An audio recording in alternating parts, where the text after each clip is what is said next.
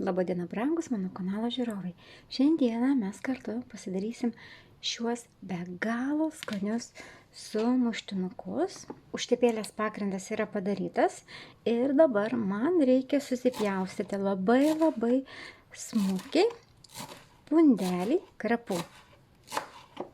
Supilsiu į dubenėlį. Agurko čia labai daug nereikia, nebent, žinoma, jūs norite daryti daug sumuštinukų.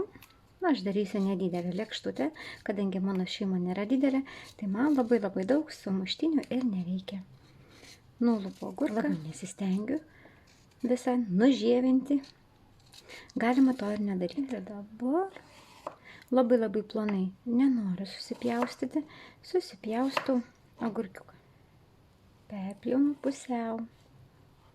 Mums reikalinga smulkiai supjaustyta dešrytė.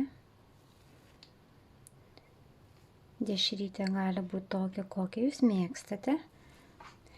Ir nestorų sluoksnių aptepam dešrytę. Labai patogu iškart vienu metu, tai yra pasidaryti kelius tokius sumuštinukus.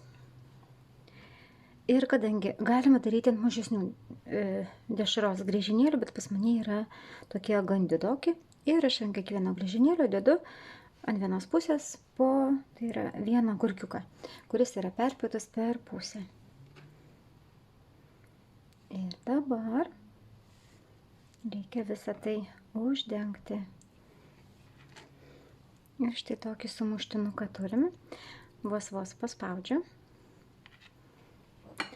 Ir kad sumuštinukas toksai atrodytų gražiau, aš pamerksiu jį krapas. Ir štai pasižiūrėkite, kokį mes grožį turim.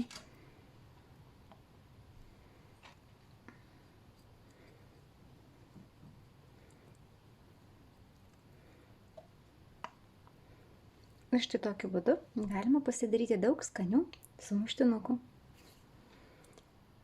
Jeigu agurkas didesnis arba dešrytės mažesnės, tai pilnumo užtenka vienos pusytės.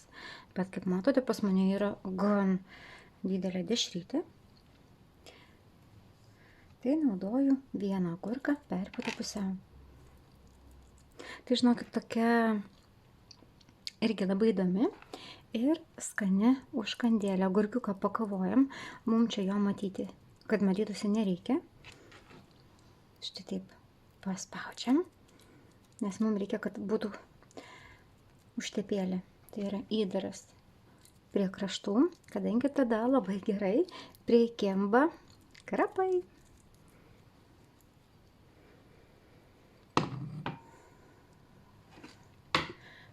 Brangus mano žiūrovai, ačiū, kad buvote kartu ir kartu su manimi pasigaminote štai tokius skanius sumuštinukus. Skanaus!